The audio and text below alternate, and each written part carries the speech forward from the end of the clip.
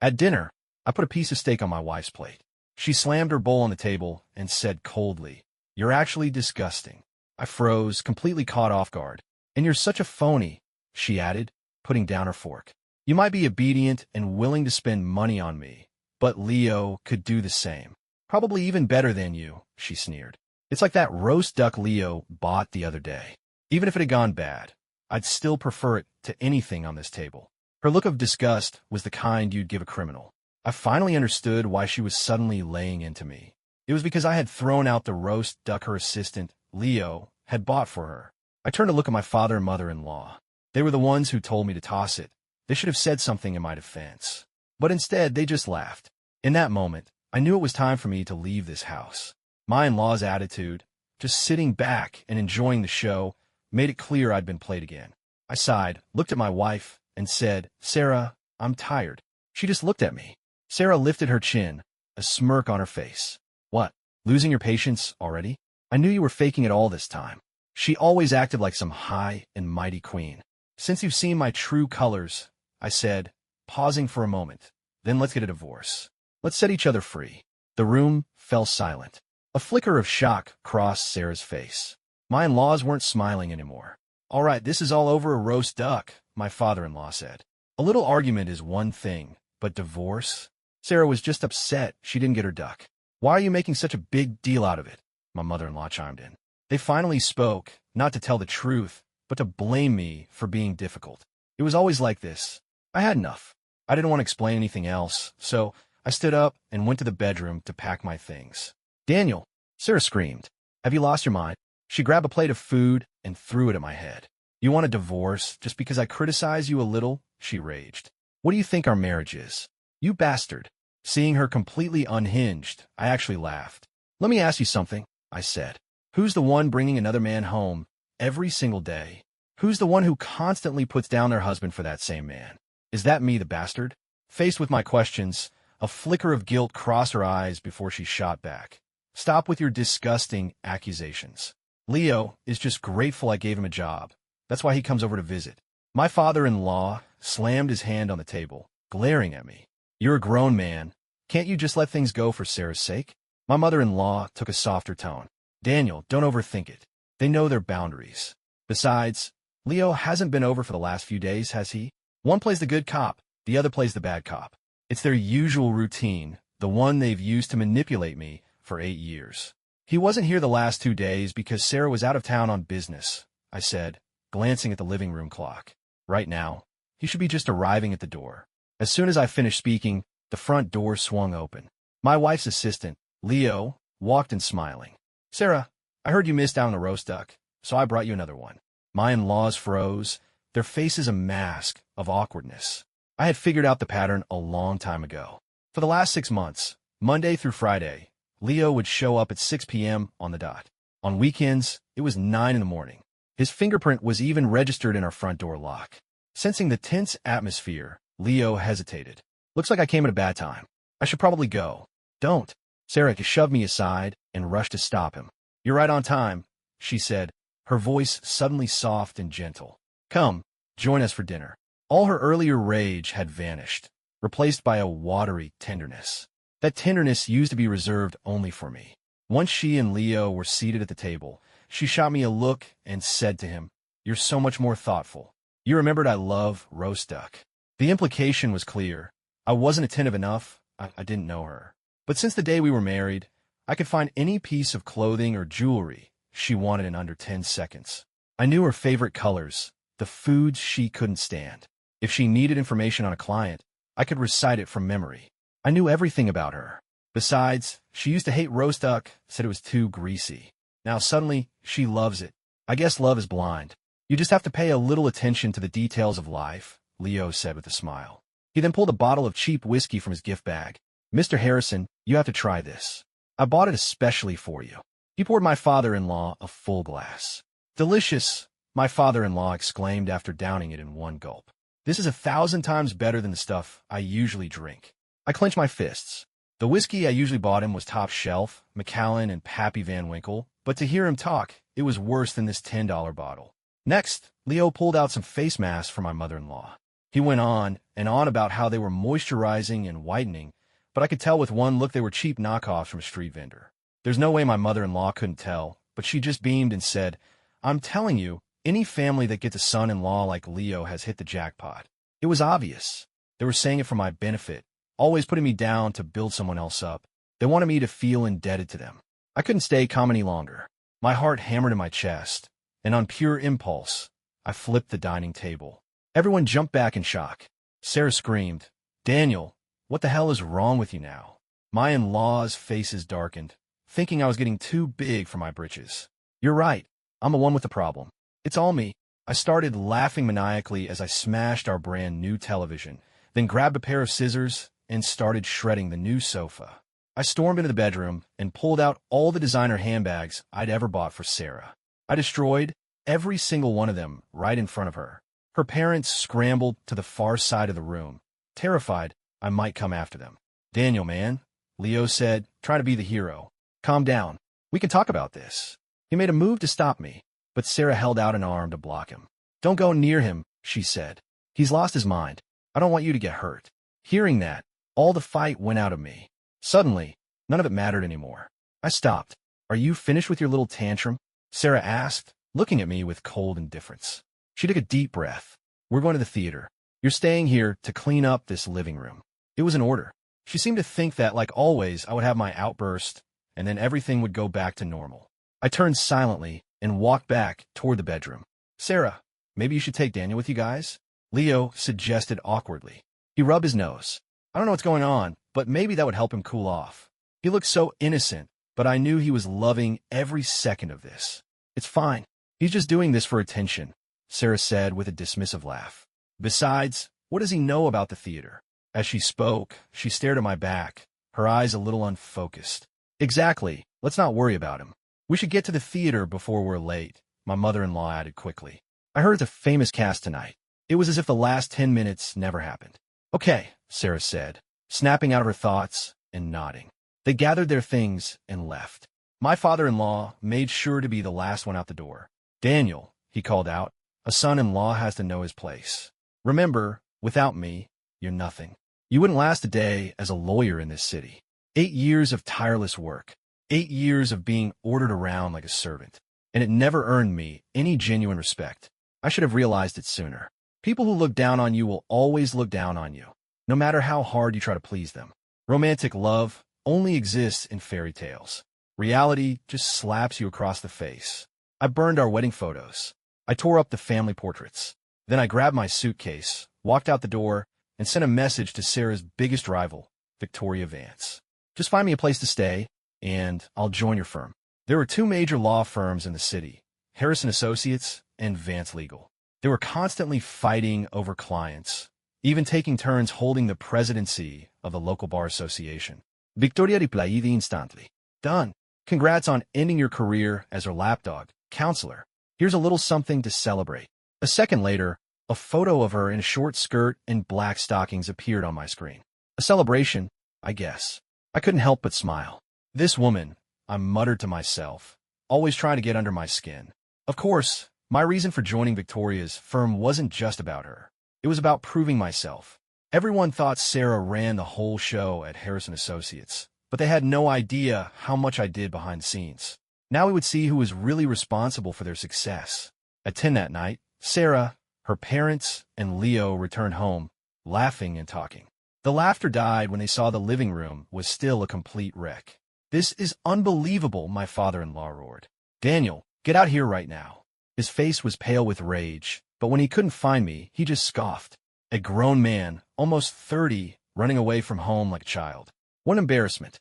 Sarah noticed the shredded family portrait in the trash can, her lips tightening into a thin line. "Sarah," Leo said, playing innocent. "Is he mad because of me?" He was just twisting the knife. "It has nothing to do with you." "This is Daniel's problem," Sarah said, forcing a smile to reassure him. She then stepped into the bathroom and called me. "Why did you run off instead of cleaning the house?" Her first words almost made me laugh. "I was out getting barbecue with Victoria." "That's your house," I replied. "Not mine." She was speechless. Sarah paused, then softened her tone. "Can you stop this? My father is furious." If you keep this up, he'll fire you and have you blacklisted from every firm in the city. I replied, I'm handing in my resignation tomorrow morning. Then I hung up and raised my beer to Victoria. To new beginnings, I said. She clinked her bottle against mine. And to leaving the past behind. The next morning, the moment I walked into Harrison Associates, I ran straight into Leo. Heard you're quitting, he said with a smug grin. Such a shame.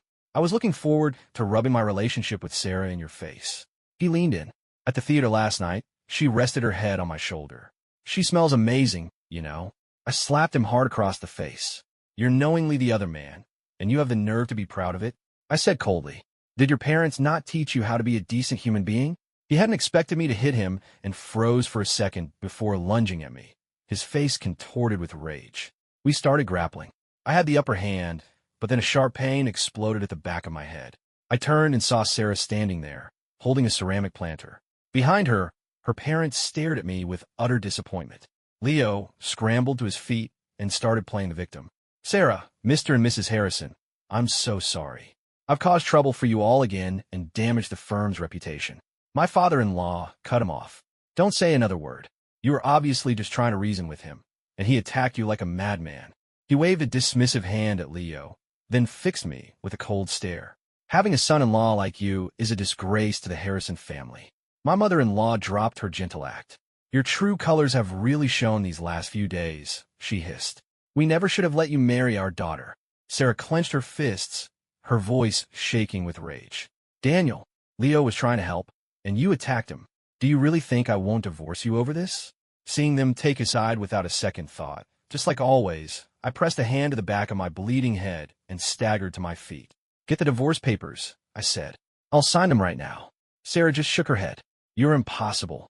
She gritted her teeth and snapped at a nearby associate. Do what he says. Give me a divorce agreement. They were standard forms. The associate had it ready in minutes. Sarah held the papers out. Daniel, I'm giving you one last chance to take this back, she said haughtily. Before she could finish, I snatched the agreement from her hand, ignoring her shocked expression. I signed my name, then pressed my bloody thumb onto the paper. My father-in-law snorted, took out his phone, and sent a voice message to the local bar association group chat. As of today, Daniel is no longer my son-in-law, he announced. Any firm in this city that hires him will be making an enemy of me. Just as a smug look spread across his face, a luxury sedan pulled up to the curb. Victoria Vance stepped out. And what's so bad about being your enemy? She said coolly. As of today, Daniel is the new managing partner at Vance Legal. What? The smile froze on my father-in-law's face. Sarah and her mother were stunned into silence. No one could believe that the head of Vance Legal would come to recruit me personally and offer me such a high position. Leo's eyes darted between us, and he broke the silence. Daniel, no wonder you wanted a divorce. You already had your next move lined up. His talent for twisting the truth was unparalleled. You ungrateful bastard, my father-in-law shouted, stabbing my daughter in the back to go crawling to our rival. Have you no shame? Both my in-laws were cursing me now. Sarah clenched her fists, her eyes burning with anger. I was right about you all along, she said. You really are a complete phony. Seeing their embarrassment turn to rage, I just scoffed. A smart man knows when to make a change, I said. Since you clearly don't want me here, you can't blame me for finding somewhere I'm wanted. My retort left the Harrisons looking a little guilty, though they would never admit it. My former father-in-law sneered. A smart man? You're a parasite. You're useless no matter where you go. Sarah turned her glare on Victoria. I never figured you for someone who likes used goods, Ms. Vance, she said, her voice dripping with condescension. Does it make you happy, picking up someone else's sloppy seconds? Victoria replied calmly. Actually, I should be thanking you, Ms. Harrison, for letting a gem like Daniel go. Sarah's face twisted in a sneer. You're the one mistaking a piece of trash for a treasure. You must be delusional. Leo chimed in. I don't get it, Ms. Vance. Daniel is just a freeloader who does grunt work for Sarah. Treating him like some kind of prize is just ridiculous. Now that Sarah and I were getting divorced, Leo didn't have to pretend to be civil anymore. Every word was a direct jab. We'll see who's laughing in a few days, Victoria said with a cold smile. She turned to me. Your first case is to get justice for what happened to you here today. The remaining staff of the firm burst out laughing. Sarah looked at me with contempt. You were injured today because it was your own damn fault. What chance do you possibly have of winning? I narrow my eyes. Is that right? We'll see about that. With that, I dropped my resignation letter on the floor and walked out with Victoria. As our car pulled away, I could imagine my former father-in-law sneering. Victoria Vance has lost her mind. She just hired a curse that's going to bankrupt her entire firm. The others were all muttering in agreement. Only Sarah was silent, a distant look on her face. For some reason, she felt a sharp pang in her chest. "Sarah," Leo asked, breaking her trance. "Weren't we supposed to drive out to the coast today? When should we leave?" She seemed startled. Sarah snapped back to reality and shook her head. "Let's just cancel. Some other time." With that, she turned and went upstairs, leaving Leo standing there, confused. It was the first time she had ever turned him down. He didn't dwell on it, just assuming she was preparing for the lawsuit against me. Victoria drove me to an urgent care clinic to get the gash on my head looked at. "You could have given me a heads up before you went over there," she scolded, though not unkindly. "What if they'd stuffed you in a trunk and dumped you in the bay? How was I supposed to rescue you then?" I gave a weak smile. I didn't think it would get that heated. Who knew Leo could be so shameless, or Sarah so cruel? I said with a shrug. Victoria's expression turned serious. "Speaking of which, are you confident you can win this case? Harrison Associates is a big name, and you're her ex-husband. This case is going to get a lot of attention," she said. "If you lose, your career in this city is over." Her analysis was spot on. I just smiled. Risk and opportunity go hand in hand. If I win, the Harrison firm's reputation will be in tatters. We won't have to poach their clients. They'll come to us. I looked at her.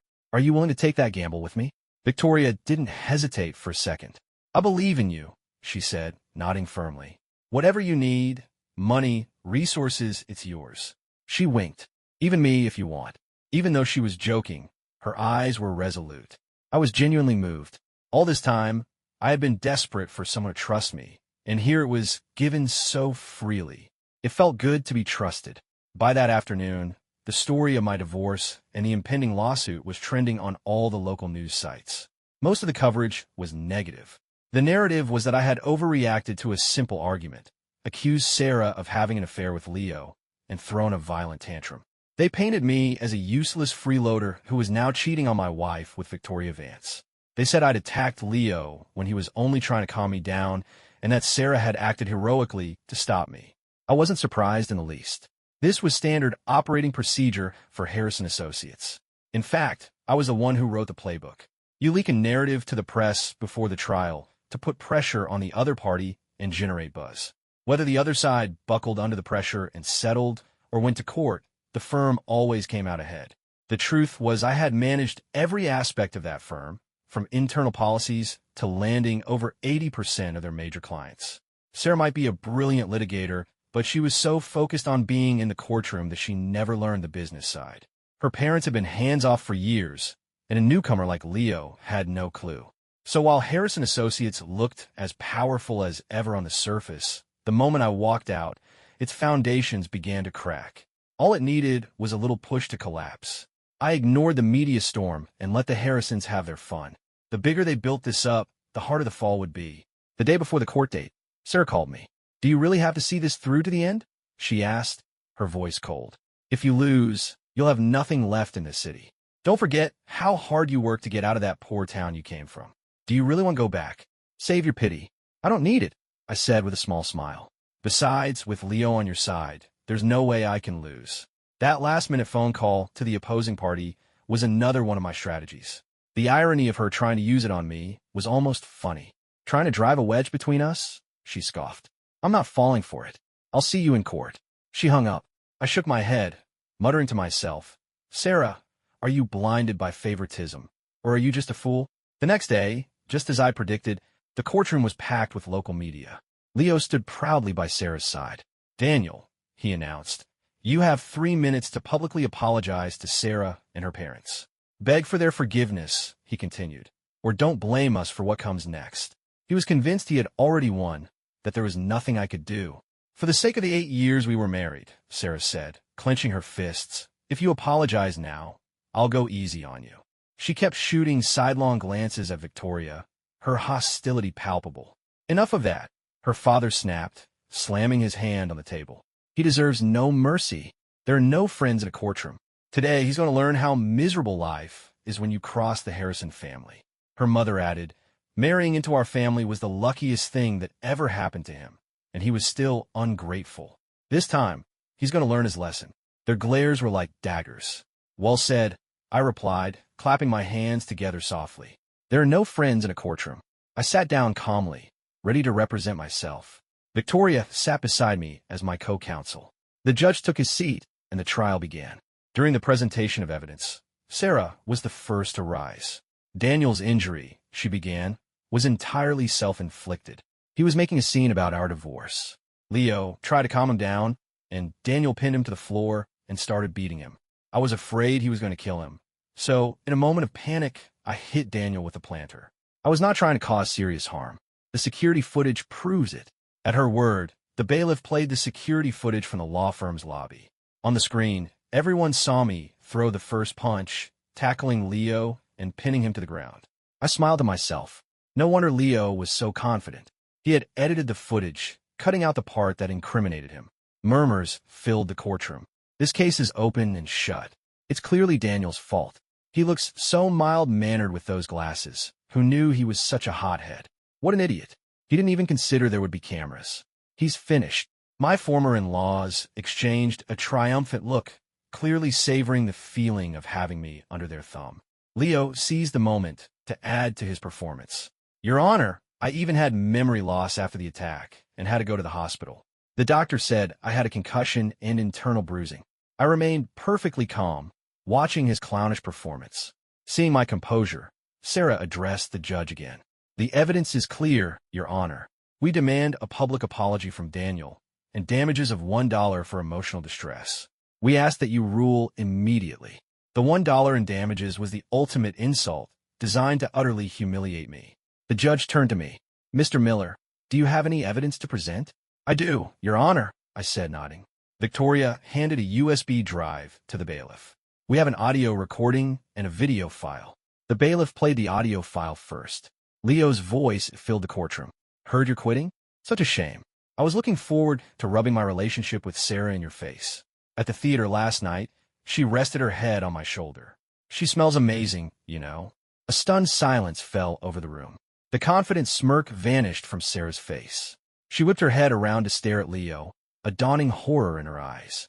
That recording was made just moments before the altercation, Your Honor, I stated. That's a lie, Leo shouted, jumping to his feet. I never said that. Her father jumped in to support him. Even if he did say it, there's no proof of when that recording was made. Besides, an audio recording on its own is not irrefutable proof. He'd been a lawyer his whole life. He knew how to find the loopholes. The judge nodded in agreement. I just smiled. Don't worry, we still have the video.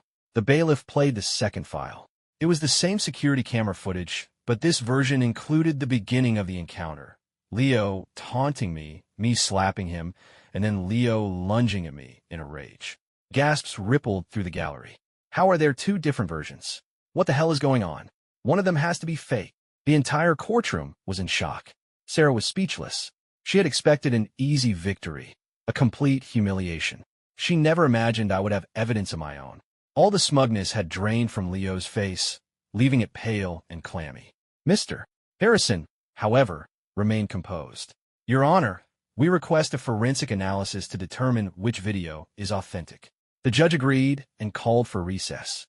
Without any other evidence, verifying the footage was the only path forward. We all waited. My former father-in-law shot me a look of contempt.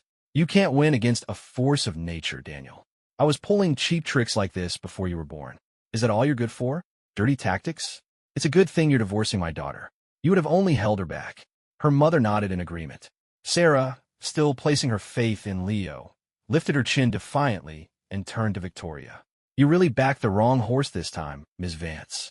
Partnering with Daniel will be the biggest mistake of your career. She looked at Victoria with a triumphant glint in her eye. Victoria just smiled back. The day isn't over yet.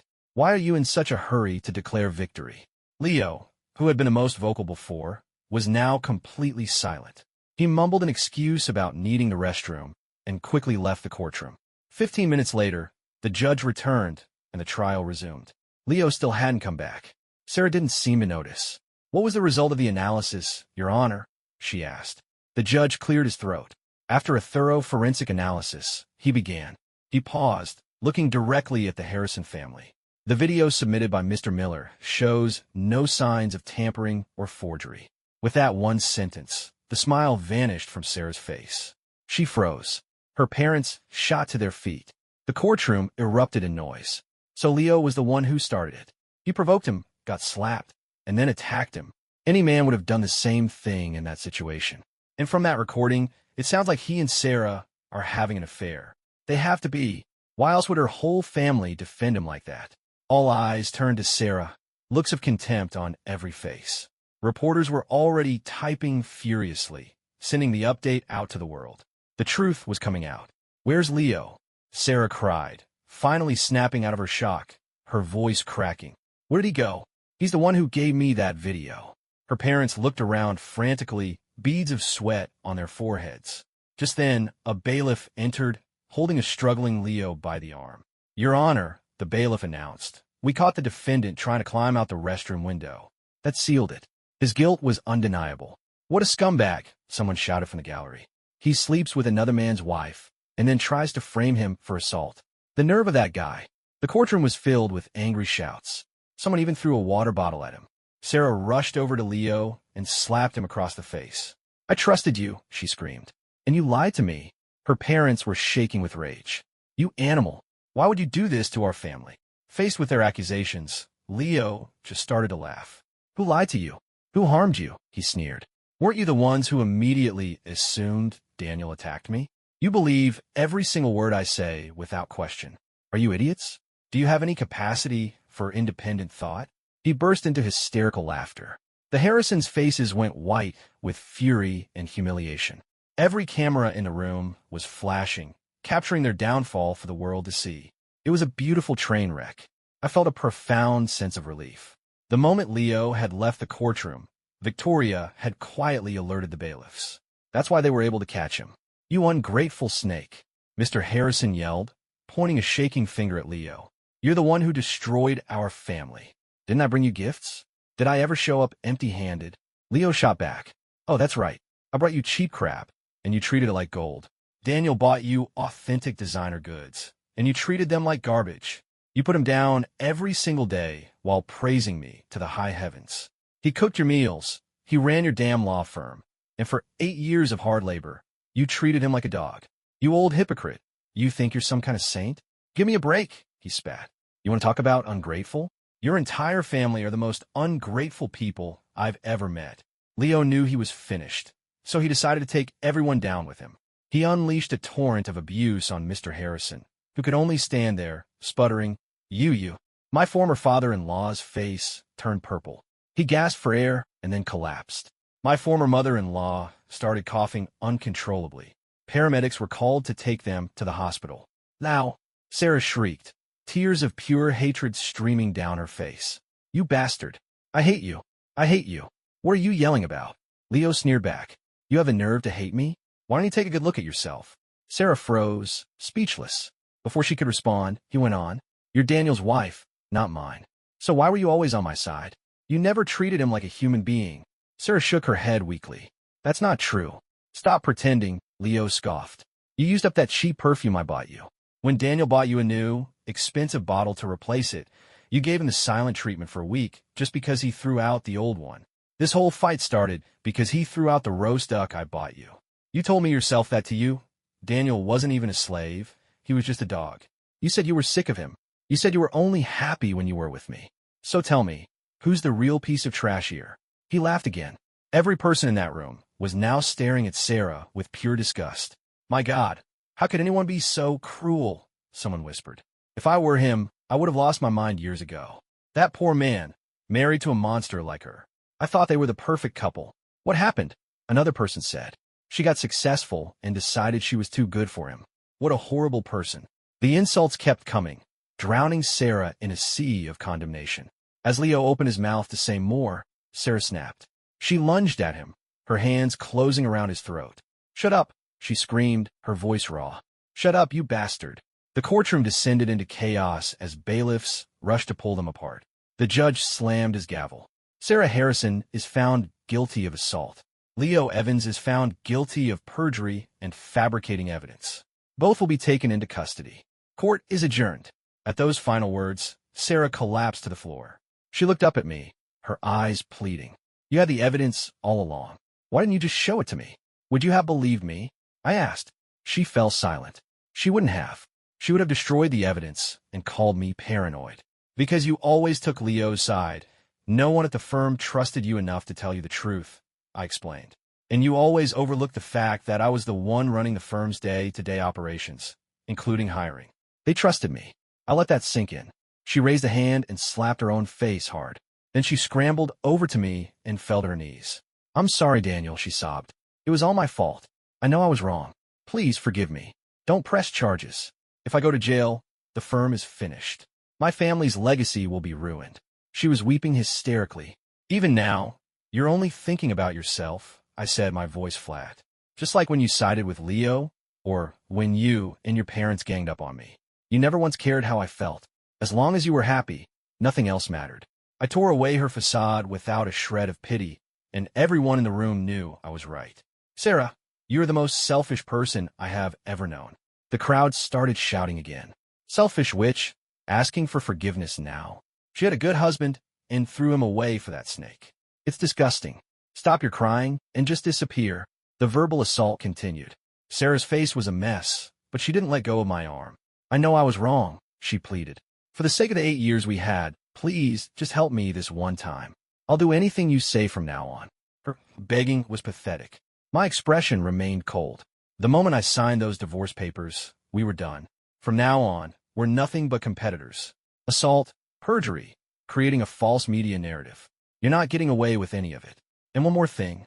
As we speak, every single associate at your firm is submitting their resignation. I pulled my arm away. I turned and walked away.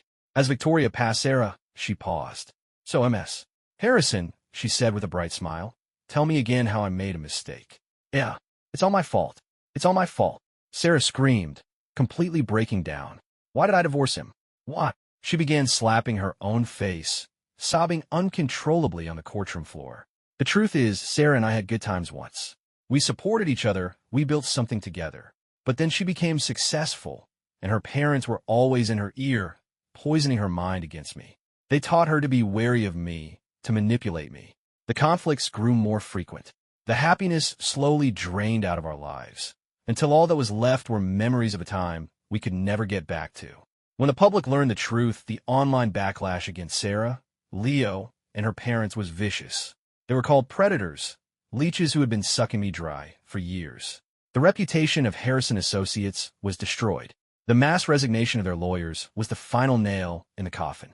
Clients flocked to Vance Legal, many of them suing the Harrisons for breach of contract. The once thriving firm was a ghost town within days, with only a single security guard left at the door. My former in-laws tried everything they could to stop the bleeding. Mr. Harrison even humbled himself enough to ask for help in the Bar Association group chat. He was kicked from the group a second later. The next day, the state bar issued a formal notice. The law licenses of the entire Harrison family were revoked permanently. With no other options, he spent a fortune to bail Sarah out of jail. Then the three of them showed up at the offices of Vance Legal. The once proud family now looked utterly broken. They who once treated me like a toy now looked at me as if I were their only salvation. They abandoned all dignity and knelt on the pavement outside my new office, begging for my forgiveness. I sat in my office, reviewing a case file, with no intention of seeing them. Finally, Victoria came in and handed me a letter. They asked me to give this to you, she said. They said if you don't read it, they'll die on our doorstep. Is that right? I took the letter, but instead of opening it, I picked up my lighter and set it on fire. Victoria's eyes widened in surprise. I don't need to read it, I said. I already know what it says. I smiled. Don't worry. The Harrisons love themselves too much to actually do anything drastic. Besides, we're all adults here. We have to live with the consequences of our choices. Just let them be. Victoria nodded in agreement. Then she pulled out a small box and placed it on my desk. Inside was a Patek Philippe watch. This is for you, she said. I've decided that starting today, I'm officially going to pursue you. She had a huge, brilliant smile on her face. I didn't know whether to laugh or cry. Don't you think chasing someone is exhausting? I asked. Because it's you, she said, her expression completely serious. It'll be worth it. I froze for a moment. I think I said those exact same words to someone else a long, long time ago.